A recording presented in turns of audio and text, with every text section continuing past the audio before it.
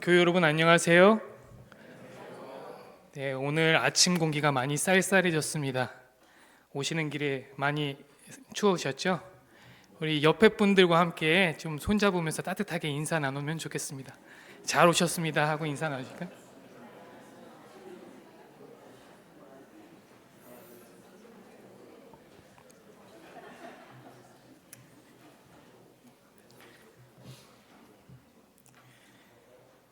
네, 내일 아침에는 오늘보다 기온이 더 떨어져서 영하까지 내려간다고 하니까 꼭 감기에 걸리시지 않도록 따뜻하게 입으시고 한 분도 아프지 않고 다음 주에 또 뵀으면 좋겠습니다.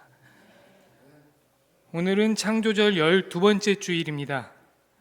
오늘 설교의 시작은 여러분들이 한 번쯤은 들어봤을 이솝 우화의 이야기를 가지고 시작해 보도록 하겠습니다.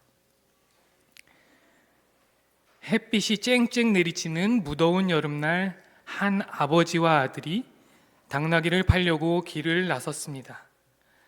아버지는 당나귀 곶비를 잡고 아들은 옆을 따라서 걷고 있을 때 동네 사람들이 숙덕거리기 시작했습니다. 이 무더운 여름에 어리석게 당나귀를 끌고 걸어가다니 둘 중에 한 사람은 당나귀를 타고 가면 될 텐데. 그 말을 들은 아버지는 옳았구나 하고 얼른 아들을 당나귀에 태웠습니다. 한참 그렇게 가고 있는데 정자에 앉아있던 노인들이 혀를 차며 말했습니다.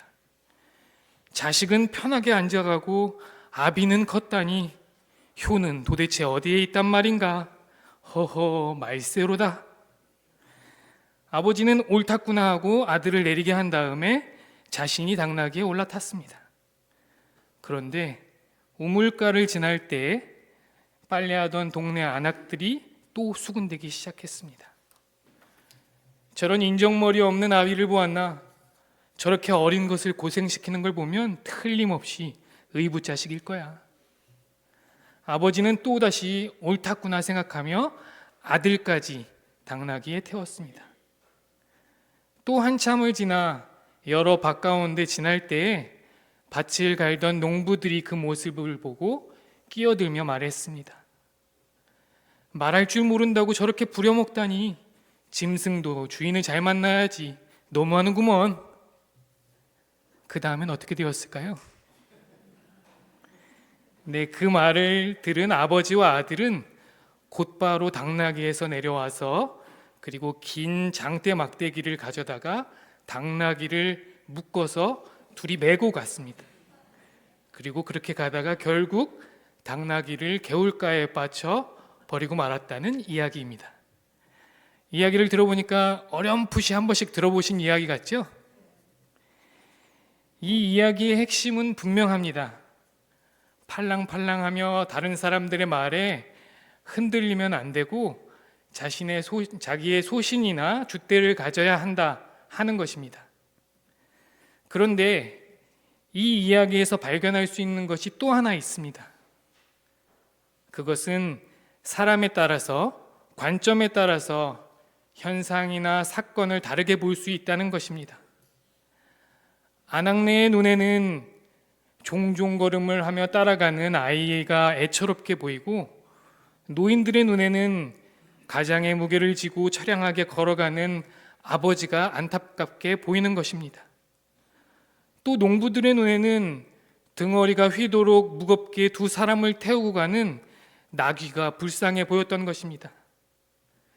두 사람과 나귀가 지나가는 것을 보았을 뿐인데 각자 자신의 상황과 처지에 따라서 감정을 이입해서 사건을 다르게 보고 있는 것입니다. 오늘 우리가 함께 읽은 누가복음 15장의 이야기도 마찬가지입니다. 흔히 우리가 탕자의 비유라고 부르고 있는 이 비유에도 서로 다른 관점이 존재합니다. 아버지의 유산을 미리 받고 먼 타지에 나가서 흥청망청 탕진해버리고 빈털터리가 되어 다시 집으로 돌아오는 작은 아들이 있었습니다.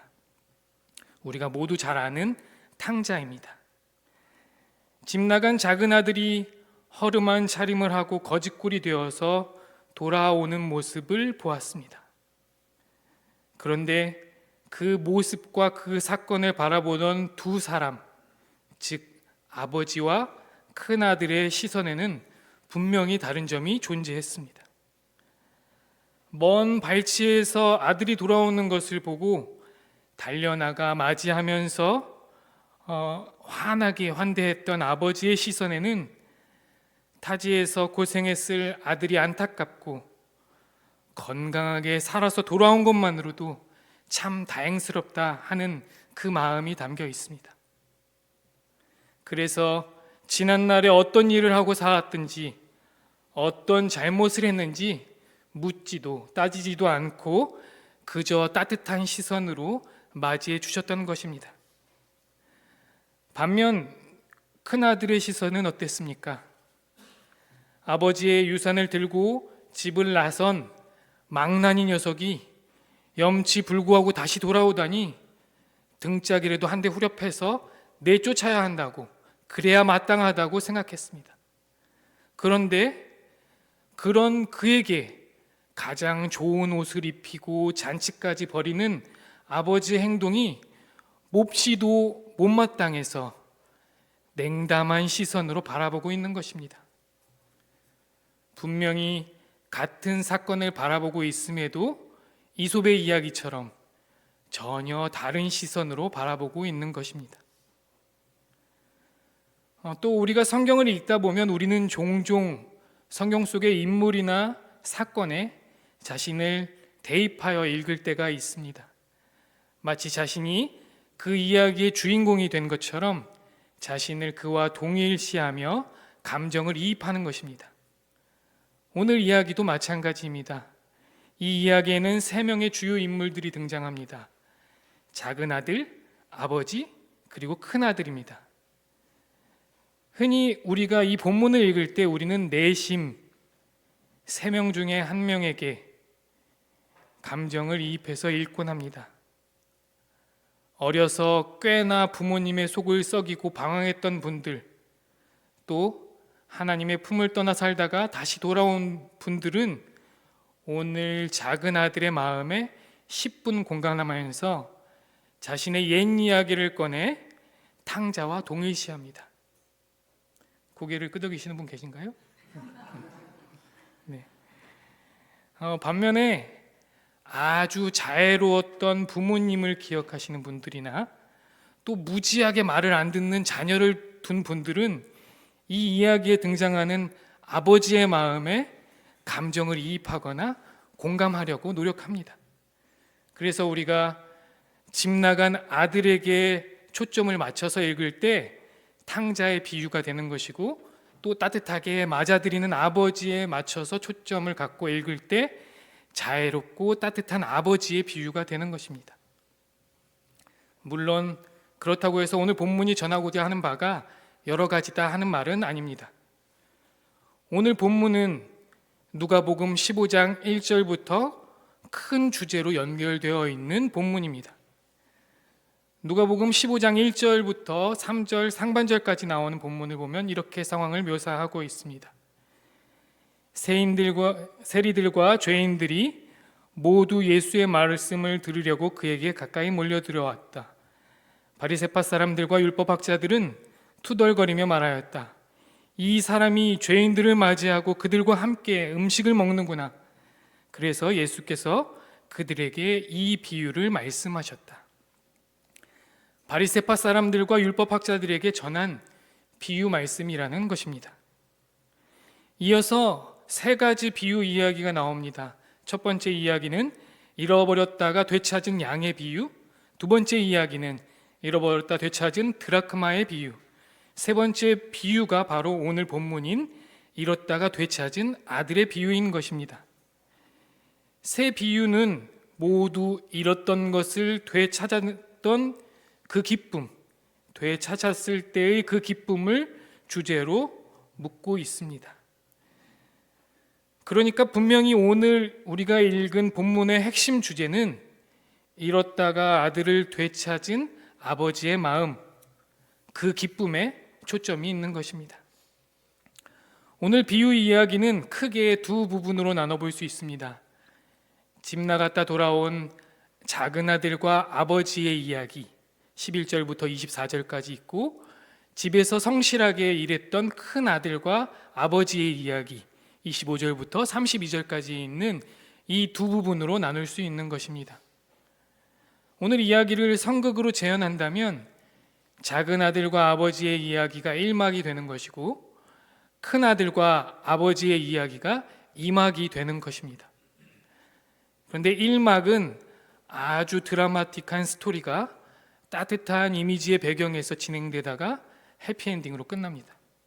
그런데 2막은 차갑고 싸늘한 음악의 배경으로 깔리면서 해피엔딩인지 새딩엔딩인지 알 수 없게 이야기가 마무리되고 있습니다.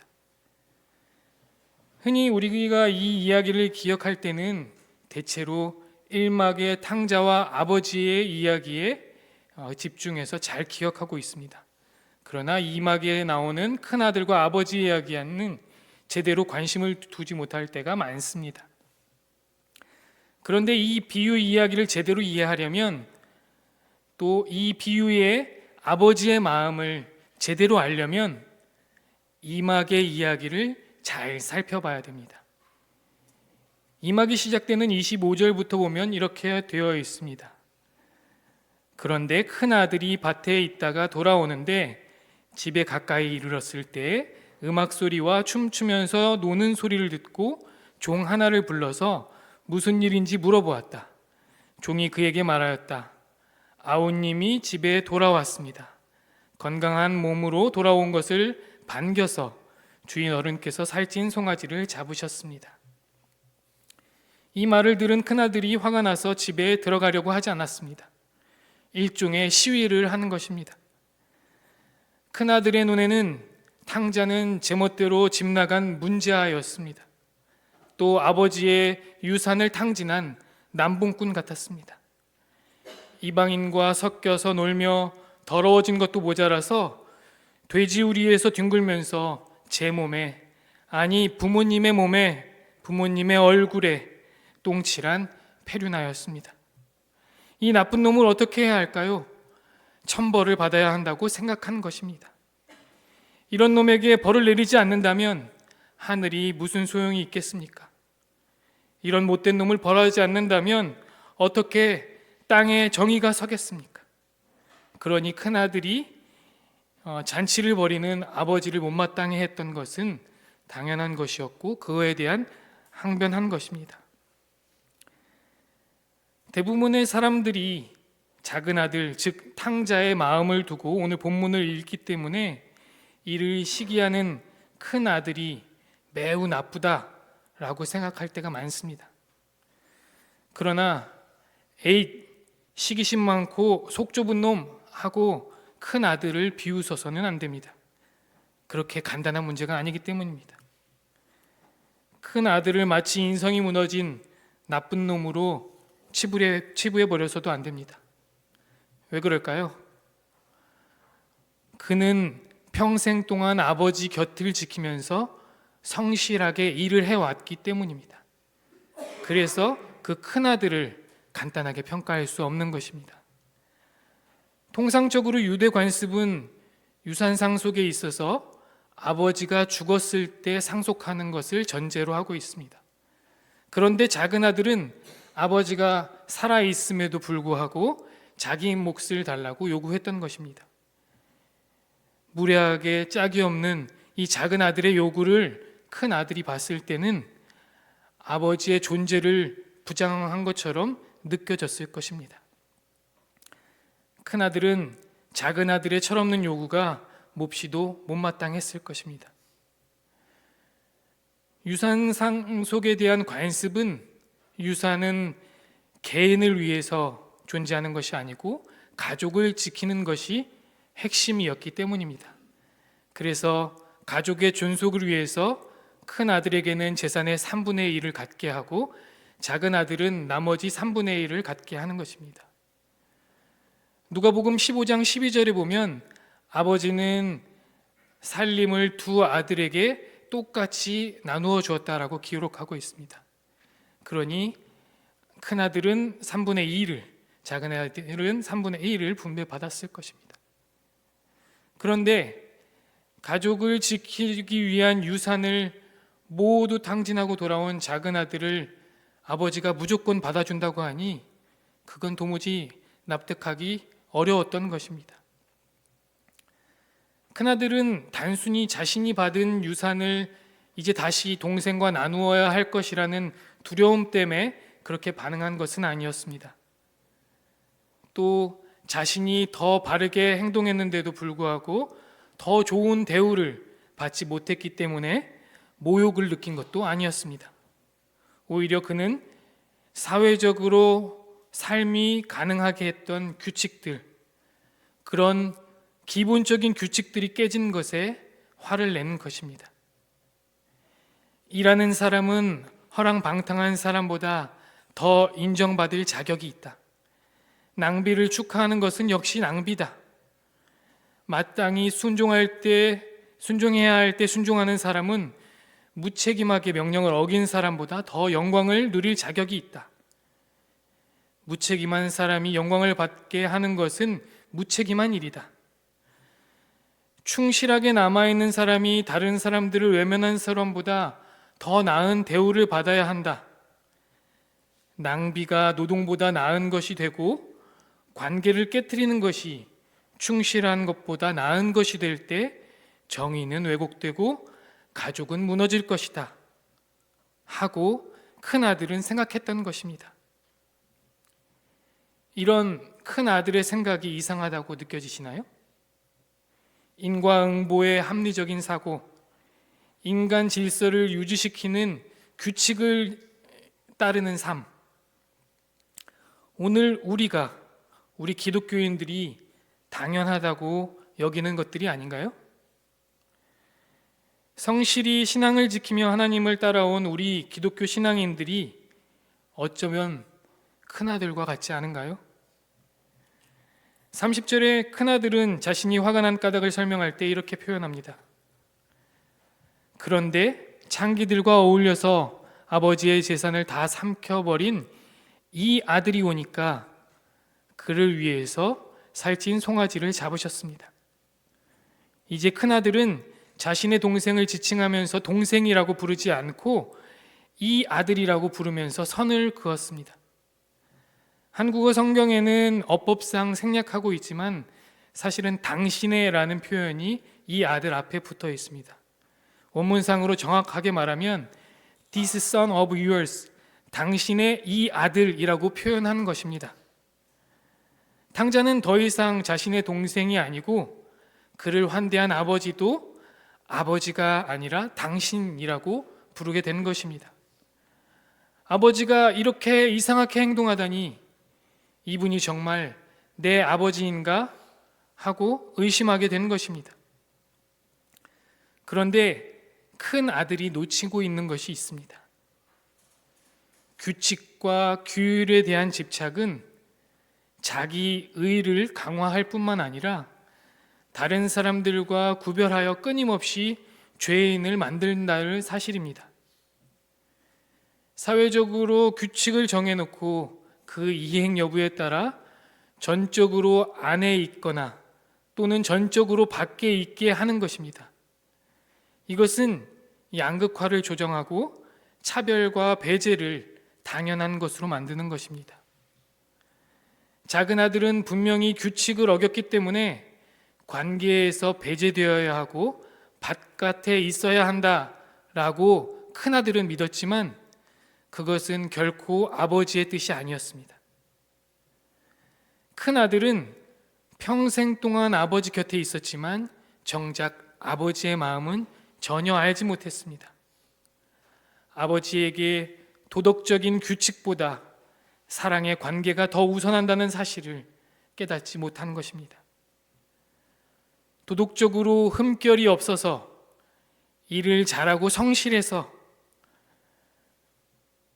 성품이 착해서 우리를 받아들인 것이 아니라 사랑하기 때문에 그저 우리를 있는 그대로 용납해주고 두 팔을 벌려 우리를 꼭 껴안아 주시는 분이라는 사실을 큰 아들은 깨닫지 못한 것입니다.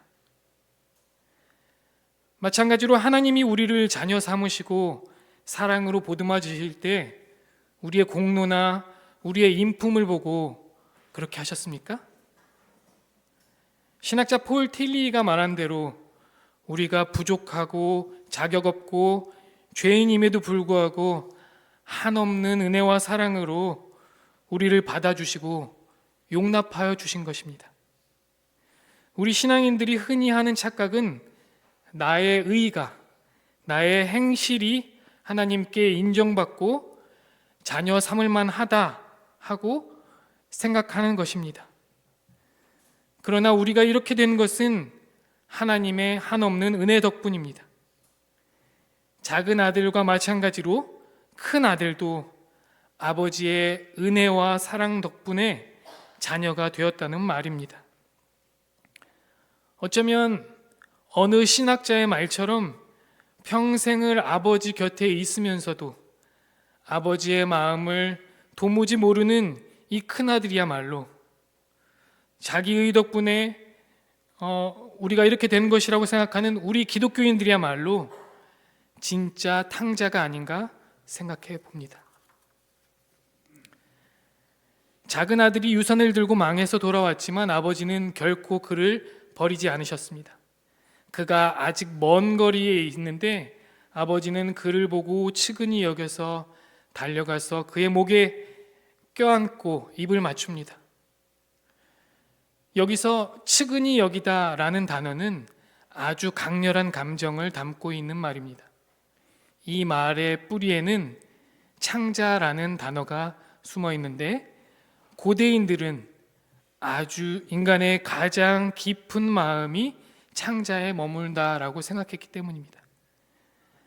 거짓골이 되어 돌아온 아들을 본 순간 아버지는 창자가 끊어지는 듯한 아픔을 느낀 것입니다. 그 아픔은 이미 도덕적인 판단을 초월합니다. 아픔에는 이유가 없습니다. 아픔은 즉각적입니다. 아버지는 당장 달려나가 아들을 부둥켜 안았습니다. 아버지와 아들은 부둥켜 안음을 통해 하나가 되었습니다. 아들의 아픔은 아버지에게 전달되었고 아버지의 사랑은 아들에게 전달되었습니다. 그리고 그 바닥에는 고마움이 있었습니다. 살아 있어서 고맙고 받아들여줘서 고맙고 하는 마음입니다. 무슨 말이 더 필요하겠습니까? 아버지와 아들은 아무 말도 하지 않았기에 더 많은 것을 이해할 수 있었습니다. 아버지는 또한 항변하는 큰 아들을 달래면서 그도 끌어안으십니다. 너는 시기심이 많고 참 고루한 사람이구나.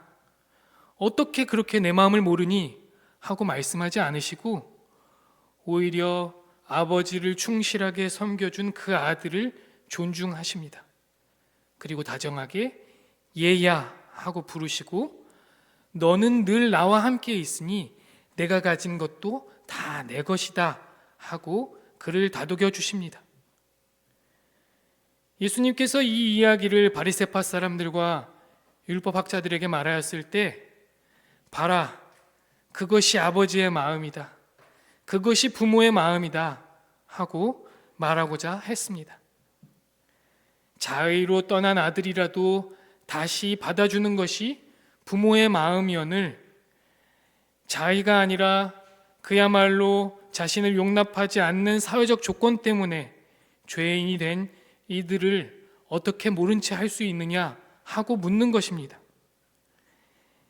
예수님께서 바리새파 사람들과 율법학자들에게 말씀하신 잃어버린 것들은 바로 그들이 정한 경계 밖에 있는 사람들을 말합니다.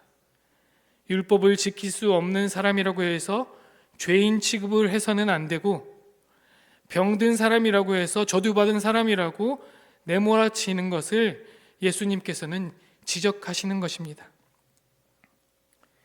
예수님께서는 그들이 율법을 지키지 못하는 것은 그들이 생활고에 시달리다 보니 불가피하게 그렇게 된 것이고 그들이 병든 것도 힘들고 어렵게 살다 보니 얻게 된 그 고통일 뿐이라고 그렇게 일깨워 주십니다. 그러나 오히려 하나님께서는 그들을 찾고 싶어 하시고 그들을 사랑하신다 하고 그들에게 말씀하십니다. 사실 제가 오늘 본문을 오늘의 성서 일과가 아니라 누가복음 15장으로 정한 이유가 있습니다. 그것은 불현듯 지금의 제 모습이 오늘 비유의 큰 아들처럼 느꼈기 때문입니다. 마치 어린아이가 거울 앞에 다가섰을 때 자신인 줄 모르고 마냥 웃고 있다가 불현듯 이게 내 모습이구나 하고 깨닫게 되는 것처럼 말씀의 거울 앞에 저 자신을 비추고 보니 오늘 이야기에 나오는 큰 아들의 모습이 바로 내 모습이구나 싶었던 것입니다. 아주 오랫동안 신앙생활을 하고 있고 하나님의 품에 머물러 있다고 하면서도 과연 나는 하나님의 기쁨에 동참하고 있나? 하나님의 마음을 조금이라도 이해하려고, 조금이라도 닮아가려고 노력하고 있나? 그저 내 자리를 성실히 지킴으로써 나의 수고와 존재를 인정받고 싶은 욕망에서 머물러 있는 것은 아닐까? 하는 이런 성찰이 내 마음에 남아 있었고 이것을 증언으로 전하게 된 것입니다. 제가 오늘 증언의 제목을 환대와 포용이라고 붙였습니다. 환대의 사전적인 의미는 반갑게 맞아 정성껏 후하게 대접함입니다. 포용의 사전적 의미는 남을 너그럽게 감싸주거나 받아들임입니다. 집 나간 아들을 다시금 반갑게 맞아주시고 정성껏 대접하는 아버지의 자세가 바로 환대입니다. 또 아버지의 뜻을 깨닫지 못하는 작은 아들과 큰 아들을 너그럽게 감싸주며 받아주시는 아버지의 마음이 바로 포용입니다. 오늘 본문의 두 이야기를 관통하는 주제, 그 핵심 메시지는 바로 환대와 포용인 것입니다. 그것이 아버지의 마음이고 바로 하나님의 마음입니다. 그래서 하나님을 따르는 교회는 언제나 환대와 포용의 공간이 되어야 합니다. 또한 진정으로 그리스도를 따르는 신앙인들은 하나님의 마음에 잇대어 환대하고 포용할 줄 아는 사람이어야 합니다. 환대와 포용은 그저 무심하게 적대하지 않는 것에 머물러 있는 수동적인 자세가 아니라 와도 그만 안 와도 그만인 무관심한 자세가 아닙니다. 적극적으로 맞아들이고 내 안으로 깊이 받아들여서 감싸는 일입니다. 우리가 아버지의 사랑에 감동하고 물들어서 이 사랑을 누군가에게 베풀 수 있는지를 돌아볼 때에만 또 그 어떤 상처로 남몰래 피 눈물을 흘리는 이웃에게 인종이나 성별, 나이나 장애 여부, 고향, 외모, 성적 지향, 종교 등으로 우리의 사회에서 차별받고 배제된 소수자들에게 이 사랑을 베풀고자 노력할 때에만 우리는 하늘에 계신 아버지의 마음을 진정 깨닫게 될 것입니다. 그리고 잃어버린 것들을 되찾는 하나님 나라의 그 기쁨의 의미가 어떤 것이며 어떤 행복인지를 분명하게 알게 될 것입니다. 우리가 그 사랑으로 따뜻해지고 감동할 때에만 분명히 그렇게 될 것입니다. 사랑하는 교우 여러분, 그저 하나님 곁에 머물러 있음에 안주하지 말고 하나님의 마음이 우리의 마음이 되고 우리의 삶을 통해 하나님의 마음이 드러나도록 힘쓰십시오. 도덕적 판단으로 누군가를 배제하기보다 사랑으로 우리의 이웃을 환대하고 포용하고자 노력하십시오. 하나님이 기뻐하시는 곳에 우리가 함께 기뻐할 때, 하나님이 탄식하는 곳에 우리가 함께 탄식할 때, 우리의 심장이 아버지의 심장 박동과 똑같이 뛸 때 우리는 하나님과 더불어서 기쁨과 평화를 풍성히 누리는 삶을 살아가게 될 것입니다. 오늘은 차별과 혐오가 없는 평등 세상을 바라는 그리스도인 네트워크가 제정한 2024년 그리스도인 평등 주간의 마지막 날입니다. 지난주 증언 제목은 차별과 혐오를 넘어서였습니다. 그리고 이번 주 증언 제목은 환대와 포용입니다. 2024년 그리스도인 평등 주간을 맞이하는 오늘, 그리고 또 우리가 새롭게 살아가야 될 이번 한 주간, 차별과 혐오를 넘어서 환대와 포용으로 나아가는 저와 여러분이 되기를 간절히 소망합니다. 다 함께 침묵으로 기도드리시겠습니다.